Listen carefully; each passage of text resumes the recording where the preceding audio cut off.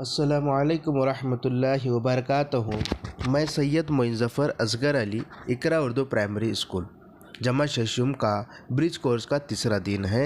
मेरा चैनल गुलशन असगर अली सब्सक्राइब करें।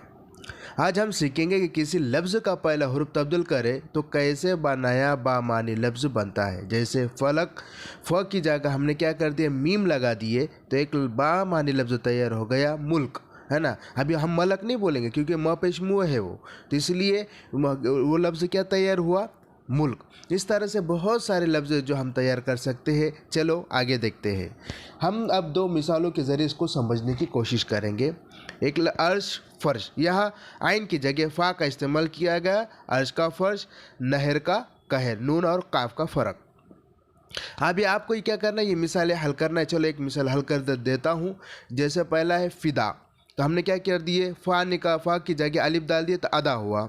इस तरह से हम क्या करेंगे, हल करेंगे। होमवर्क के आप तमाम बच्चों के लिए आए अपने उस्ताद या वालिदैन की मदद से दरसी किताब के ज़रिए अल्फाज लिखो और शुरू का हरफ किसी दूसरे हरफ से बदल कर नए अल्फाज तैयार करो। ये व्हाट्सएप को पर तमाम बच्चों को भेजना है। अस्सलाम वालेकुम।